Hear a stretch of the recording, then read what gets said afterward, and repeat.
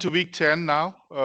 As you know, we've been talking about various different topics, all related to sustainability. Of course, we talked about digital transformation and artificial intelligence. In week 7, we talked about sustainable finance. Last week, we talked about the changing world of work and how that impacts well-being and performance. And we've got today Dr. Nick Davis from the Department of Fashion, Marketing, Tourism, and Events. I don't know if he's. Are you teaching any of these students, first year ones? If there's tourism and event students, they know me a little bit so far, Okay. but yeah, that's about it. Yeah, I think we've got some students from the FMTE department. However, as we've discussed a number of times, when we're talking about specific aspects, everybody please quiet down, please. Thank you. When we talk about specific aspects of sustainability, they're not really specific so much to only those degrees or relevant to only those degrees. As we've discussed about sustainable finance or digital transformation, it's all relevant to everybody. And that's the important thing to note here. Regardless of whatever degree you're doing, it will ESG impacts everybody. And you've seen that over the last 3 or 4 weeks. Today's topic is about sustainability in fashion, marketing, tourism, and events. Now, some of you, when you did your coursework one, you calculated your carbon footprint, and some of you chose to use or calculate your carbon footprint about textiles and fashion, the clothing that you use. So it's all about sustainable consumption, and sustainable consumption is a broad area. It includes recycling, it includes reusing things, it includes trying to find out which of these clothing material or which of these you know, in the hospitality sector, for example, if you go for a holiday, is your holiday sustainable? There are sustainable holiday packages available now that you can actually take, and it'll actually tell you how much your carbon footprint was. So there is a conversation about carbon footprint sustainability happening in all fields, regardless of what subject area you're doing. So this is really an important area as well. I won't take much time, and I will just let Nick introduce himself and start the lecture. And then probably that'll be for roughly about an hour, just under an hour, and then we'll talk about coursework 2 in the second part of our lecture today. So thank you. Over to you, Nick. Thank you very much, first of all, for joining us. Thank you so much, Sharik, for having me here, and it's great to meet so many of you. I hope you're enjoying your time at GCU so far, because I realise it's only been about 10 weeks for you. And so my name's Nick Davies. I'm actually in the Fashion, Marketing, Tourism and Events department. I'm the programme lead for International Tourism and Event Management, so that there may be some of those students here.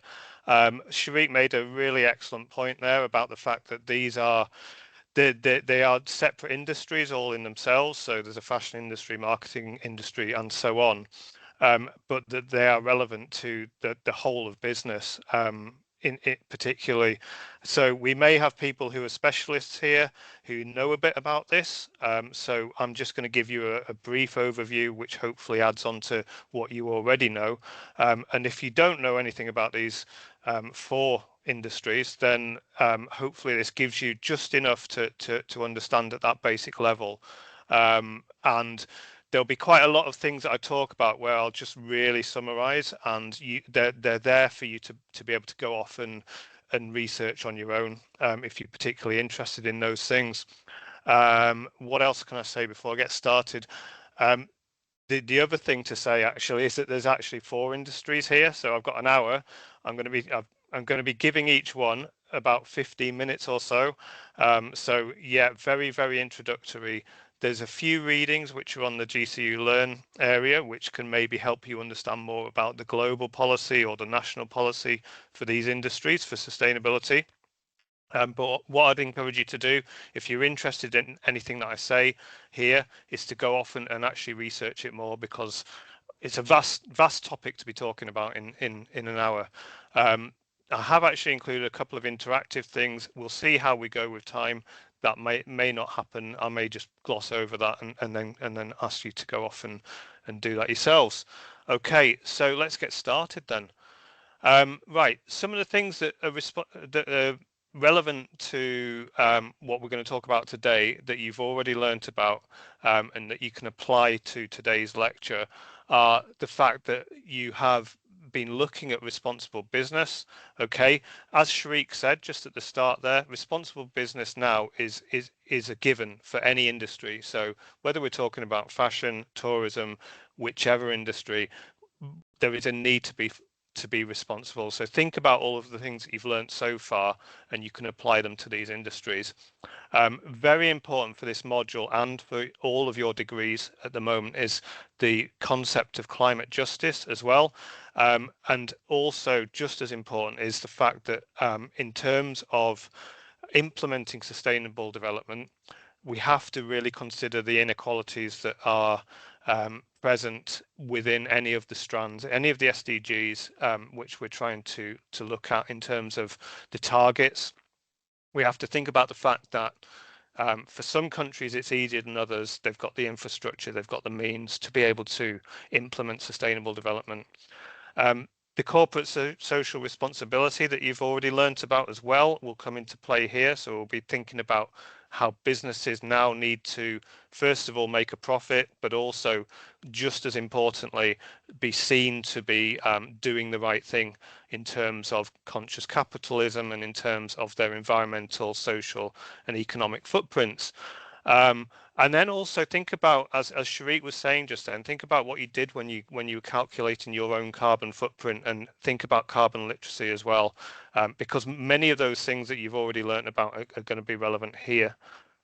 Okay, so a little bit about these industries. 4 separate industries. I'm going to maybe refer to them quite often as the creative industries, because they're under an umbrella which includes these 4 industries, but also other industries such as arts industries and other creative industries, media perhaps as well. But I'm going to be talking particularly about fashion, marketing, which could also be thought of as advertising as well, tourism and events. And you can see a few figures here, very up-to-date figures on the size of those industries in terms of the UK. And you can see that they are all in the kind of way in the hundreds of billions collectively as industries. So they're incredibly important to our economy, but also in many cases they are problem industries. So in terms of carbon footprints and in terms of social footprints as well for these industries, they're a problem, but they're also maybe part of the solution as well. We're going to also be talking a lot about consumers and also consumption too, because these are a very important element in understanding the footprint of the industries. Okay, and although many of the SDGs are applicable to these industries, I would say the one that's the most applicable to these industries is actually SDG 12. So responsible consumption, responsible production, thinking about how we can not only produce more sustainably and less carbon intensity, but also in terms of how do we guide people to make the right choices in terms of what they consume, because quite often it's quite a multi-layered thing. It could be price, it could be what people want to do in terms of their sustainable choices, but sometimes it's just that the options are not actually there for them. So you're probably aware that for all of the SDGs, underneath those SDGs, you also have targets, and these targets are set by the UN and by all of the countries that have bought into the Sustainable Development Goals. These targets have to be reached by 2030, and you can see some of those things here. The 4 targets that underpin SDG 12. The one that jumps out to me about these industries is perhaps the food waste one, particularly for events and particularly for tourism, which is my subject. But then you can look at target 12.4, which is talking about the management of chemicals and waste, and that would come into perhaps the production of a lot of the garments which are part of the fashion industry. So we need to think about these targets. The goal itself is always a really good way of focusing us and thinking about what we're trying to achieve overall, but the targets that underpin each goal can actually give you some really defined objectives that the UN has to deliver, and the countries that have bought in have to deliver as well. Okay, and if you go onto the web page of SDG 12, you can see some of their targets in infographics, and I always think infographics are a really good way to transmit information. So you can look at these 2 here. On the left or my left, I can see one that's about food. And if you think about your own food waste, and if you think about each person who wastes food, 120 kilograms a year. So that's an awful lot of food if you start to then add it up for each person.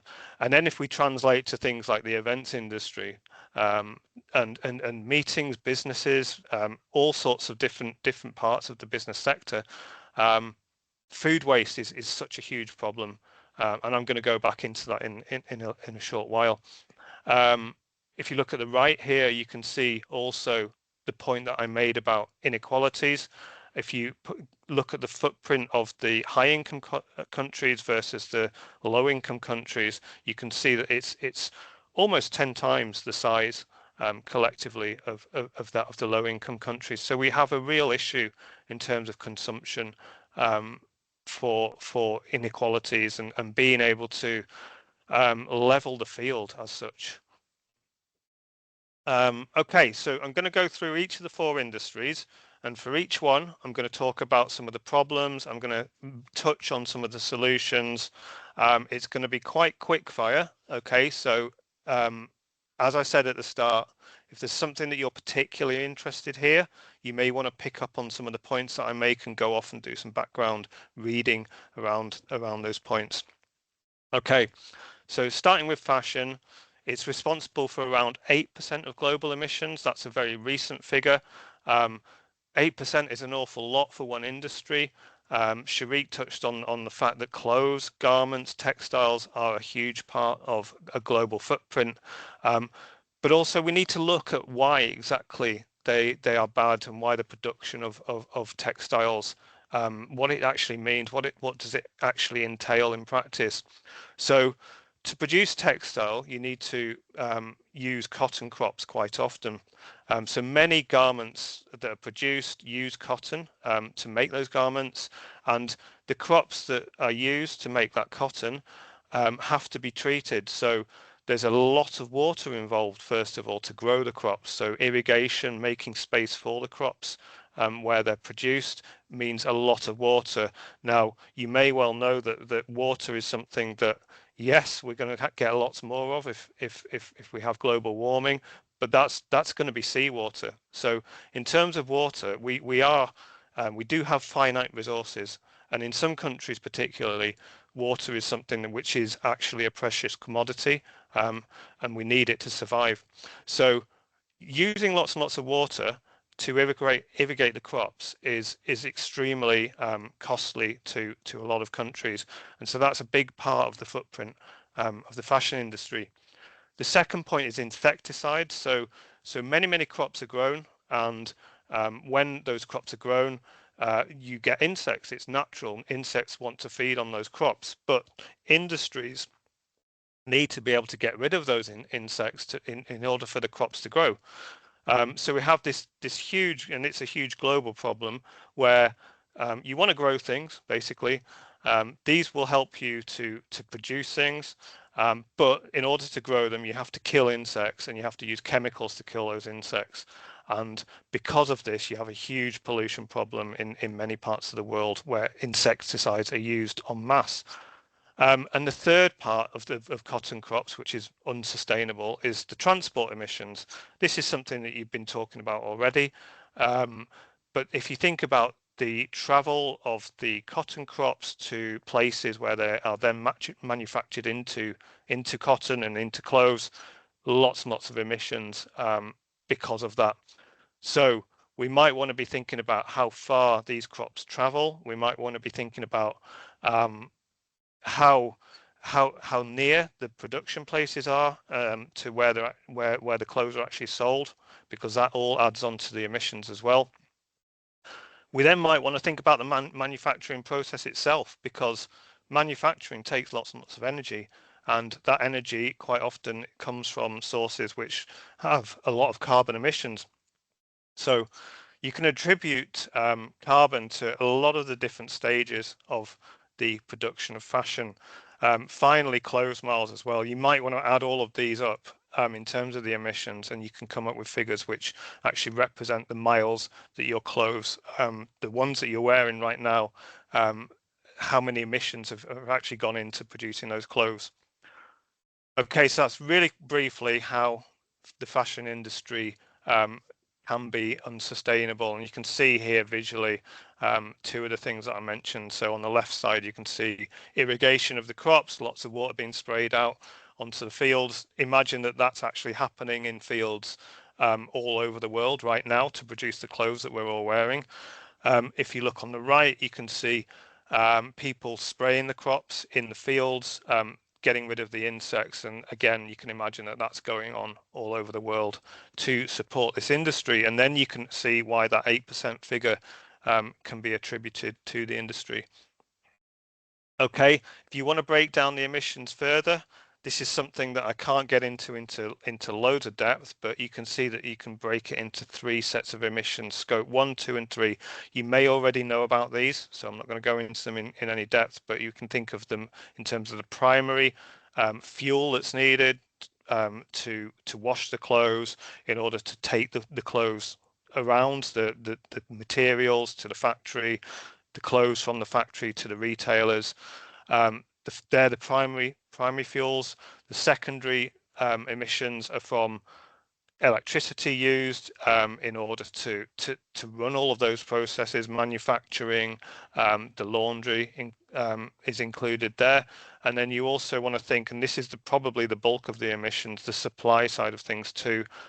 So clothes need to be washed as well, obviously. So that's the detergent industry too. That's the wastewater as well. So you can quickly see how there's many aspects that are contributing to the emissions.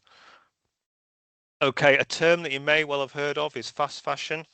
So in terms of fast fashion, that really is characterized, there's quite a lot of literature on it which is evolving and increasing, and that's really characterized by mass production, basically producing things quickly, producing things cheaply, making sure that it arrives just in time, because the fashion industry, as many of you know, depends on seasons, depends on things being in fashion, and because of that, it means that things have to be moved around quickly. So lots of emissions, lots of production, and potentially very unsustainable production as well.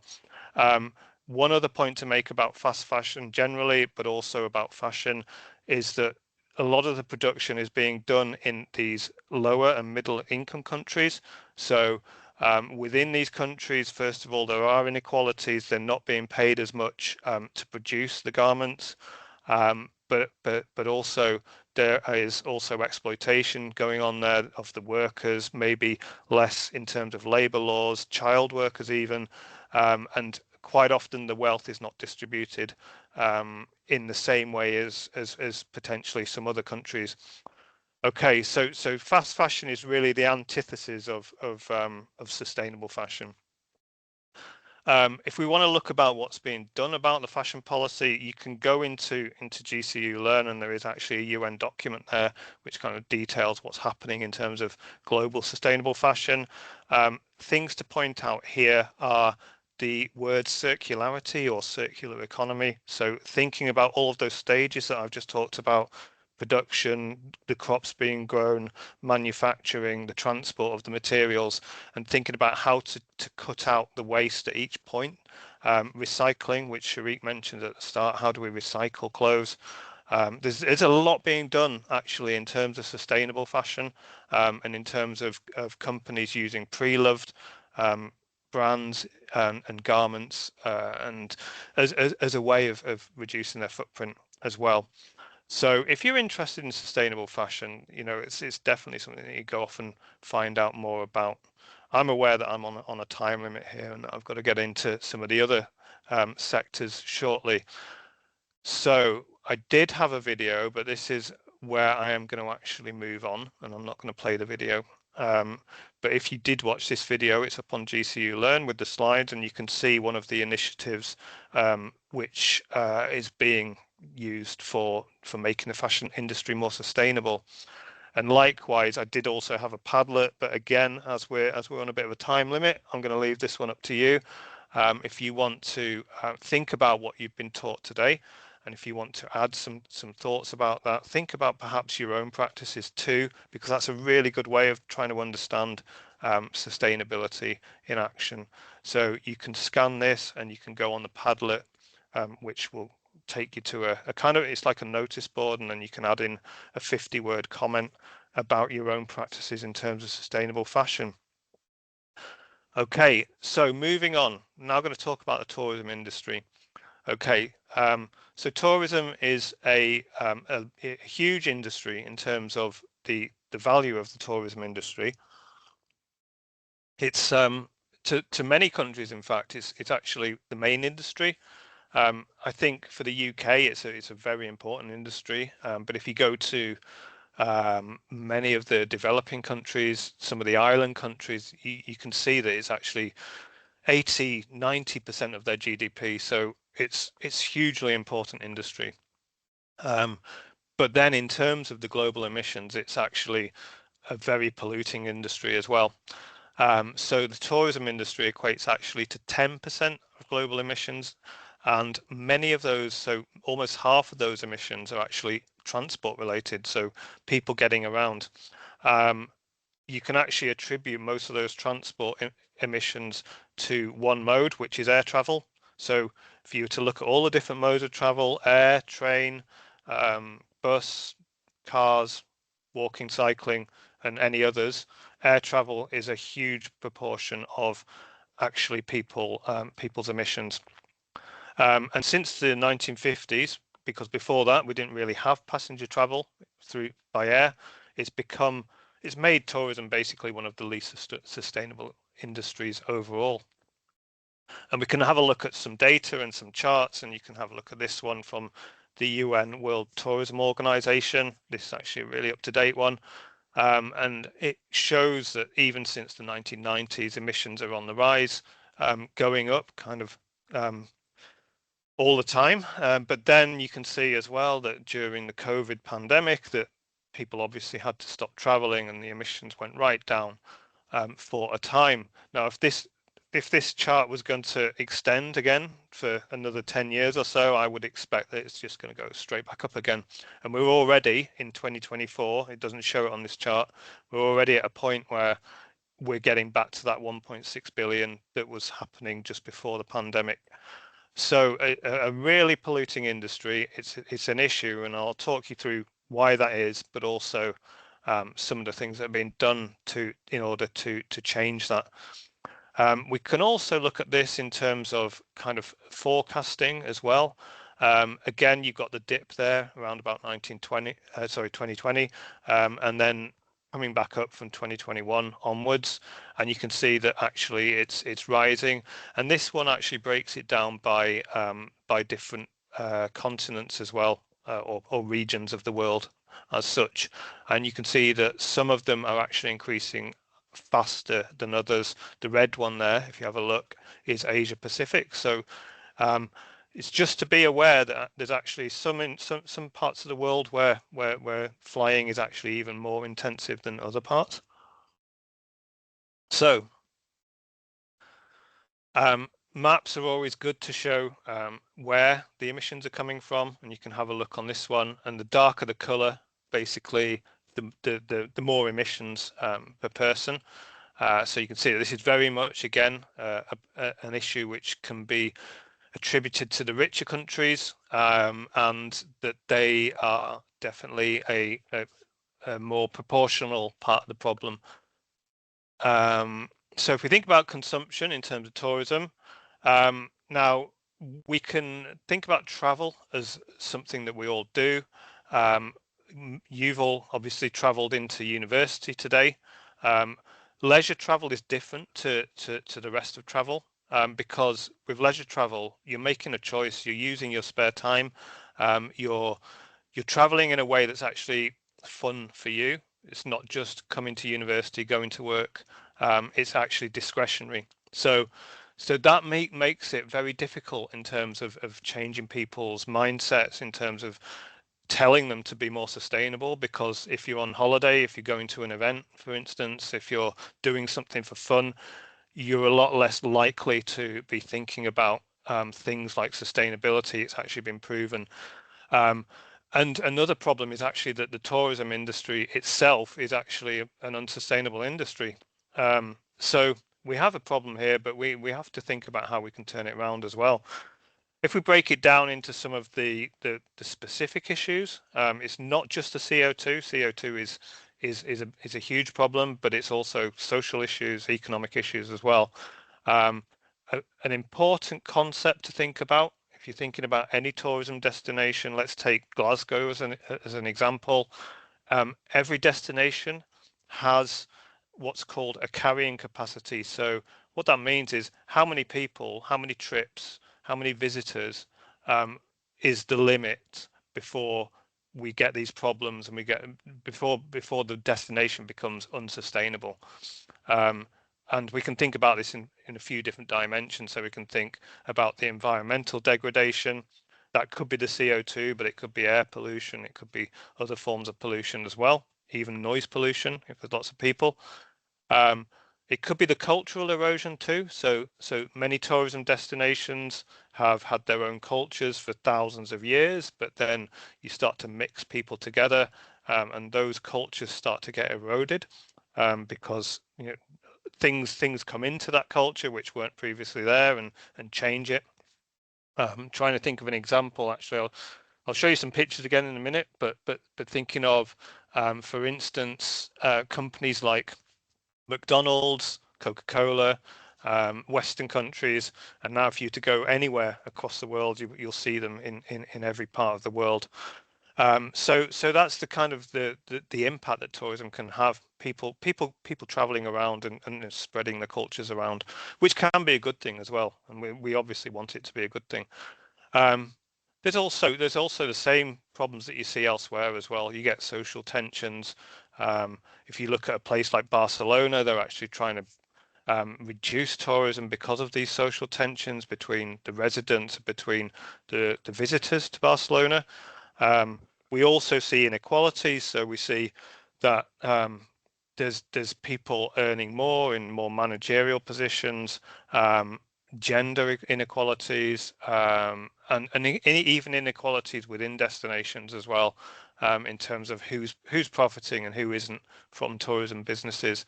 And unfortunately as well, particularly tourism as an industry can be associated with poor working conditions. Even here in the UK, it's an industry which can be lower paid in some respects, but also in other countries, less labour laws, and also people working in conditions which are not great, really, for not too much.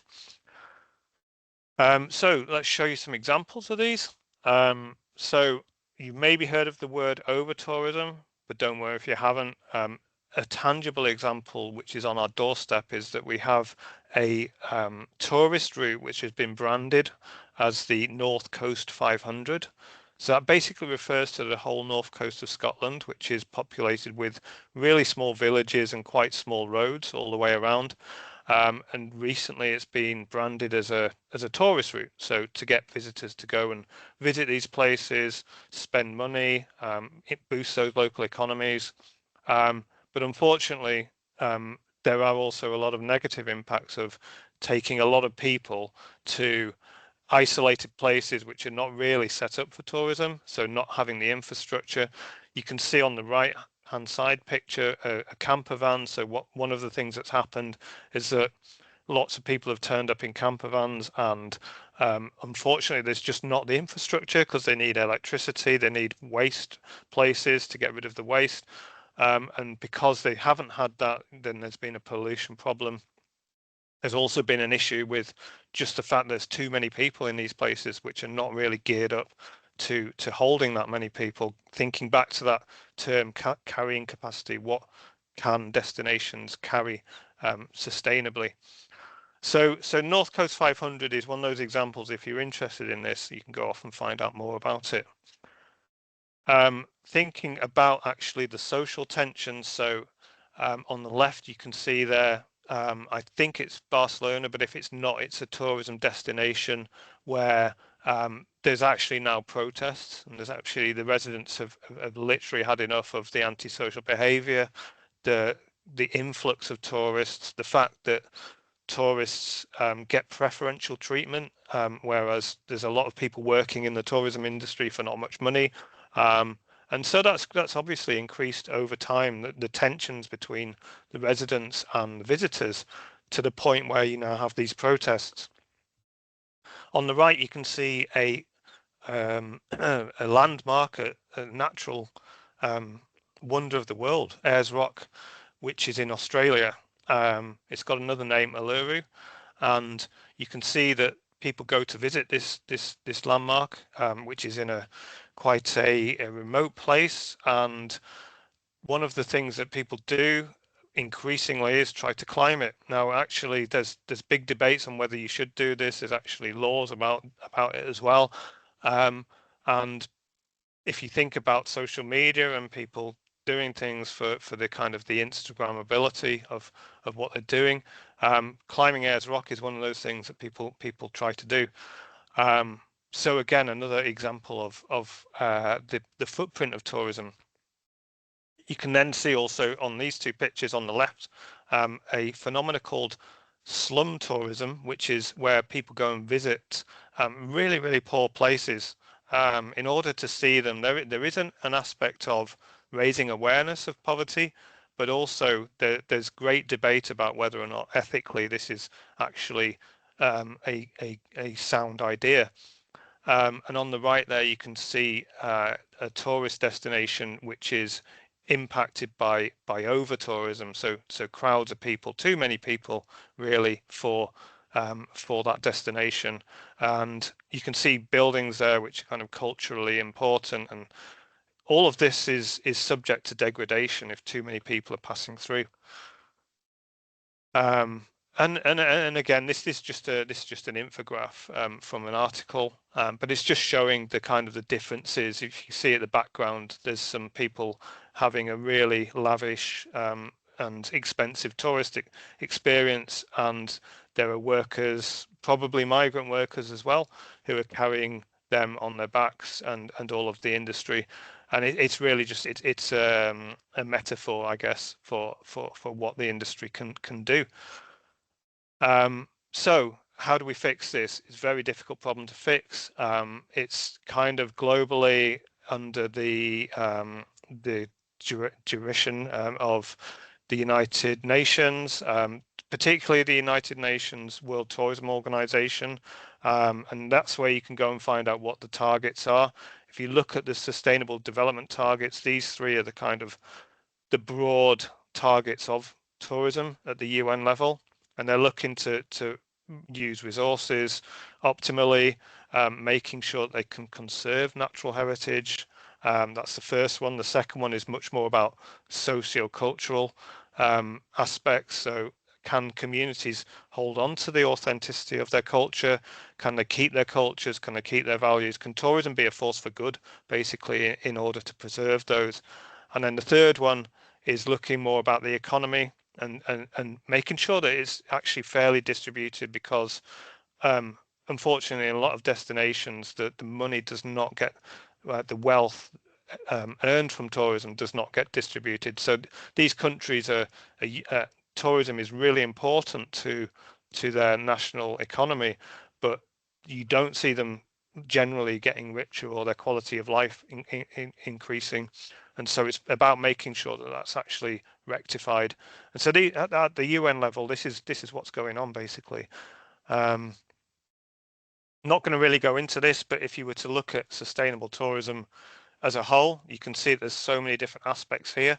You can think of them as being economic, social, or environmental, but all of the things that it would take to make tourism more sustainable, and balancing all those things as well is incredibly difficult. So some of the ways that tourism tries to become more sustainable are by branding different holidays or different types of tourism more sustainably. So really quickly, you've got these 5 types here, but you've got many others as well, many other niche types of tourism. So first of all, you've got ecotourism, which is about people going to maybe national parks in Africa or other areas where the wildlife might be threatened or where they're having problems with biodiversity, and actually learning about that. So people going on holiday, spending money, learning about the problems, and also maybe the money that they spend going into fixing those problems.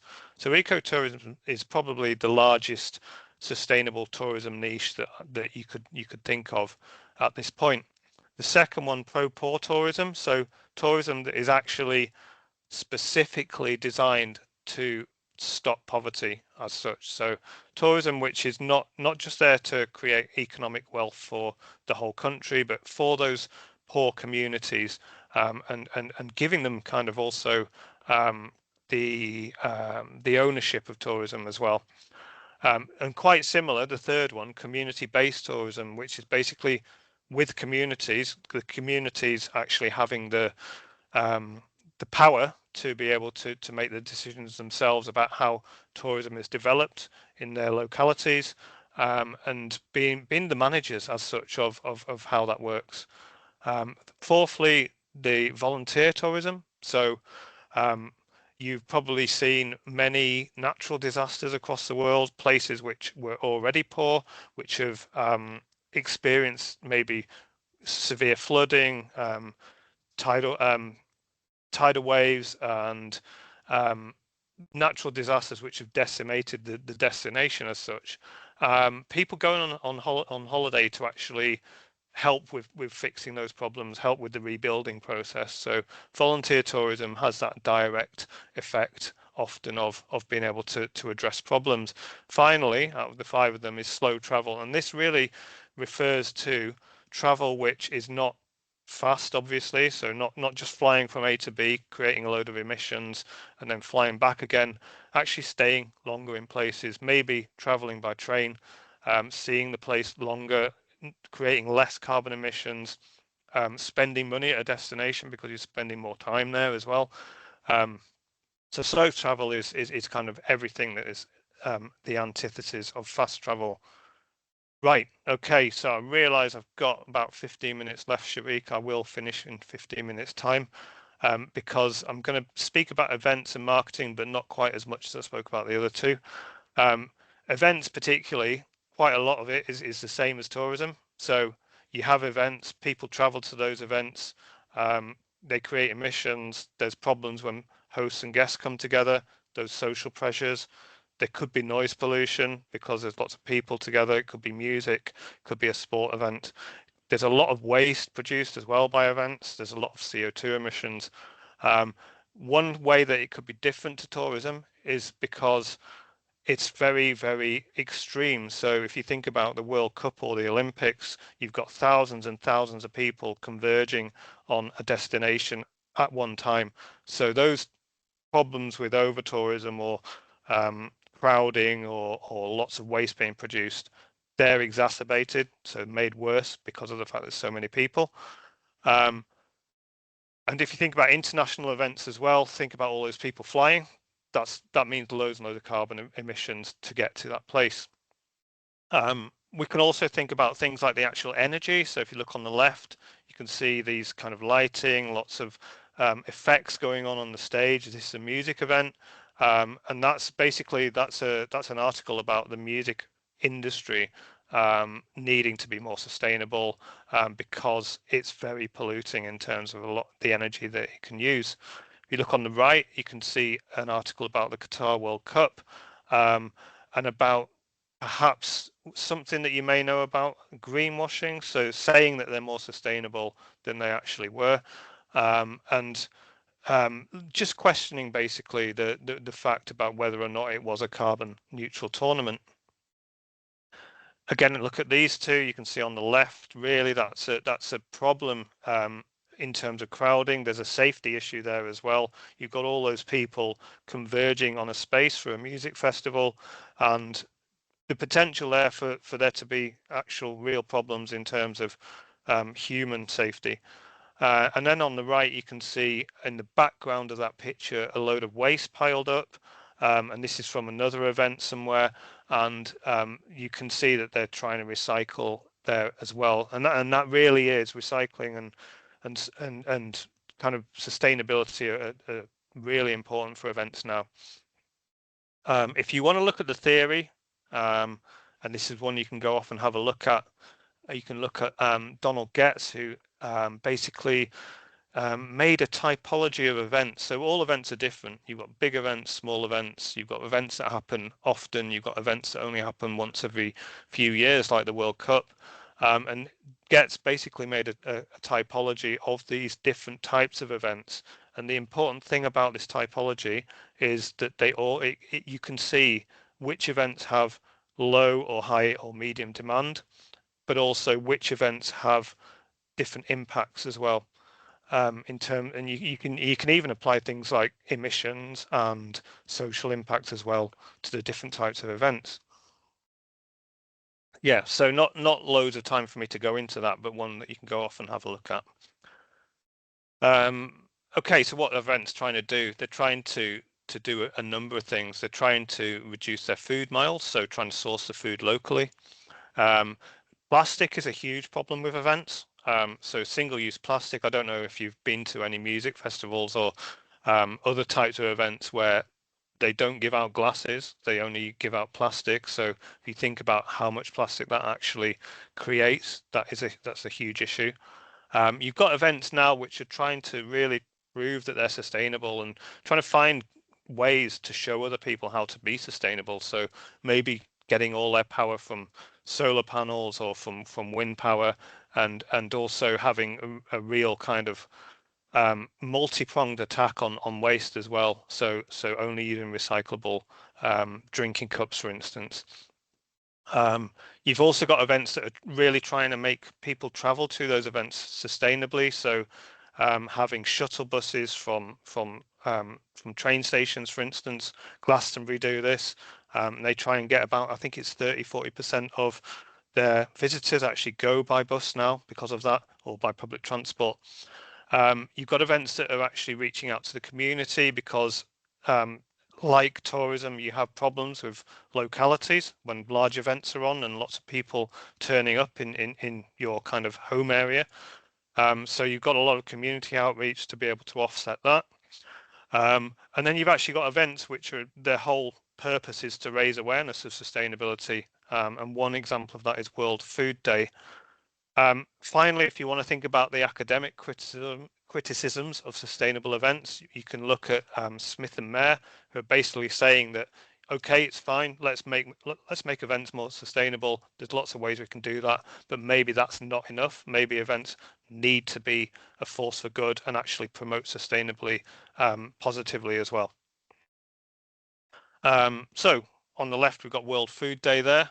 And on the right, we've got a Visit Belfast, an initiative that they're doing where they're asking people going to business events to pay for 4 courses, and they only actually then get 3 courses from this. It sounds awful, but yeah, they get 3 courses. But then what they paid for the 4th course actually then goes to homeless charities, and the waste from the food then actually goes as well, is recycled to food banks. So what they're trying to do there is trying to reduce the waste created in their destination by business events, and it's been really, really popular. So there's a link there if you want to go off and find out more about that one. You can then look at what's going on in the future in terms of technology. So this is about the 2032 games in Brisbane, so Olympic Games, sorry. And some of the tech that can actually improve things over the next 10 years or so. Quite amazing stuff, to be honest. And again, you can go off and have a look at it, but we've got things like building kind of rails that go across that you can transport lots of people, using data as well, using augmented reality, having e-cargo bikes, so bikes that are basically designed to carry some of the logistical stuff, some of the goods. So yeah, tech is going to play a big part in making events more sustainable. Finally, we've got marketing. Now, I've not got much time to talk about this, and that is actually because marketing as an industry is probably embedded across all of the different industries as well. So what happens with one industry, you can basically say marketing is part of that. But let's just think about what marketing actually is. It can be advertising on printed media. It can be advertising on flyers, brochures. So in itself, that is waste. But we're seeing probably less and less of that now. And we're now seeing a lot more digital marketing.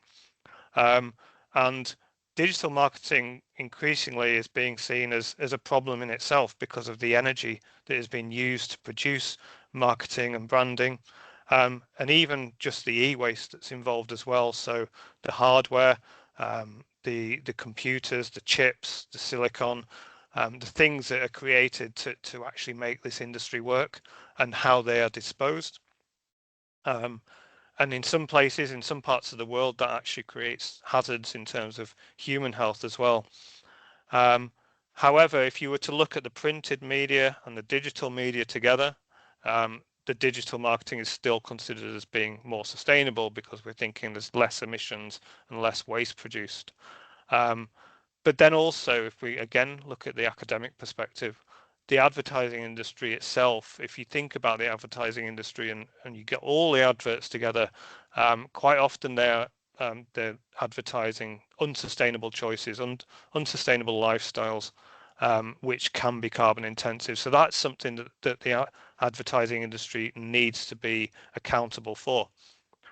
There we just see a couple of examples. So all this waste on the left in terms of the paper that after a campaign is produced, what do you do with all that paper? And then on the right, you can see all of these kind of electric billboards and think about the energy that's actually used to make that happen. Any city that you go to, you'll see these. Here we see on the left the fact that advertising is actually trying to do something. So, but also that it adds on. If this is from a calculation, it adds on 32% to each of our carbon footprints in terms of the advertising for all of the things we purchase and our consumption. So it is a big part of global consumption. But on the right, you can then see that things are being done. So calculation, like the carbon calculations you've been doing, calculations are being made to actually account for the extra CO2 that's created from advertising as well.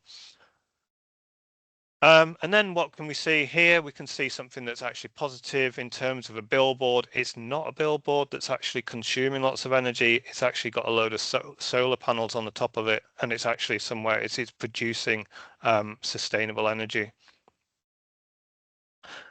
Finally, and you'll be glad that this is about the last thing that I'm going to talk about before the conclusions, social marketing. So marketing can actually be a force for good. You can use marketing ideas, so transmitting messages, getting the point across to people in a way that marketing does with branding.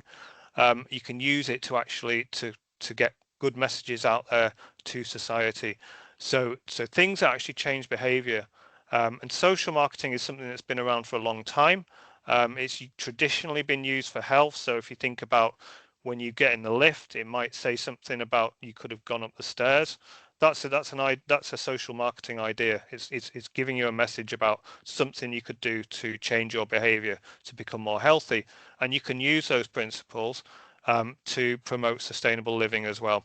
So marketing as an industry, and in terms of the ideas that marketing uses to get messages across, can be a really powerful industry in terms of sustainability and sustainable living as well.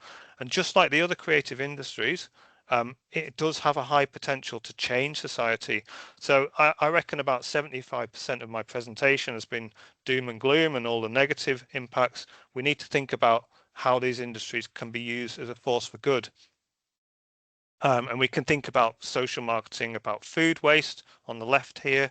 We can think about how you can maybe stop all of those emissions from flying on the right.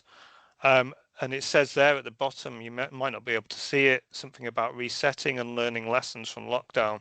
So understanding, how we can do something differently to reduce our footprints. On the left here, we can see an advert about energy and how you can use different light bulbs, maybe at home, or you can use them if you're a business as well to actually save money too. And on the right, you can see a protected area, a national park, where they're trying to cut down the problems maybe from erosion, from people leaving litter around the park and keeping them on the footpaths. Just basically, it's not forcing them to do anything, but it's just giving them the idea of what the right behavior is. Okay, so let's just tie it all together. I've talked about the creative industries. I've talked about fashion and marketing, tourism and events. They're all different industries. They all have overlaps as well, and they're all really important for the global economy too. Now we have to think about these industries being a problem, being a contributor of issues, emissions particularly, but also the inequalities that I've mentioned too. And then if we think on the positive, if I leave you on a positive for all of these, we can think about fashion being important for things like circular economy, reducing waste, and also trends to make people be more sustainable. We can think about tourism in terms of getting people to slow down, less flying, staying longer in places, spending more money, and raising environmental awareness through types of tourism like ecotourism. We can think about events as being a really good way of showing how you can be green, how you can run events in a green way, and also to raise awareness of sustainable issues. And we can maybe think about marketing as something which goes across everything, to give that responsible messaging and to show people, you know, what the way forward is in order to meet the goals of the SDGs. And that is it. That's me done. So I am now going to stop sharing my screen, and yeah, hope you're still with me.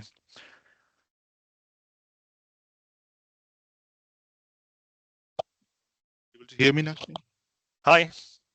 Thank you. Thank you very much for that very interesting one. I think what was important here, and everybody please pay attention, what was important here really was that you touched upon all the things that we've covered in our lectures in the past. In the carbon literacy training, one of the examples that we've taken was the vast amount of water it takes to build, to manufacture even one cotton t-shirt, let alone all the pesticides and all the other things, the chemicals that they used, and that produces poor working environments for farmers and people who work in this industry around the world. So we actually covered that in our one of our carbon literacy sessions. So that's really good to actually see that there is a clear linkage between, you know, what we're doing, what our behavior is in terms of our consumption, and how that actually has a backstory almost in terms of the usage of water, in terms of the working conditions and the transportation of all that material from various parts in the world and all that. So that was really very, very useful. And of course, you know, other things that we normally use in our lives as well, like for example, events. You know, you go to events, and that has a huge carbon emission. We haven't really so much thought about sustainable events so much. There are lots of companies that are coming up with those things, but those are few and far between. So definitely quite a relevant topic. So thank you very much, Nick, for that. Does anyone has any questions that you want to ask Nick while he's here? Okay. Any pressing questions that's kind of desperate to come out of you? No? Yep. Nope, no questions, Nick. That's So fine. I think that's okay. it's Friday. all made clear very well by you, I would say. But thank you very much once again, and I really appreciate you taking the time on a day when you perhaps might have had other things to do. It's but I okay. really It's fine. I appreciate enjoyed it. It's fine. Thank you. Thanks everyone. Thank you very much. I'll see you later. See you later.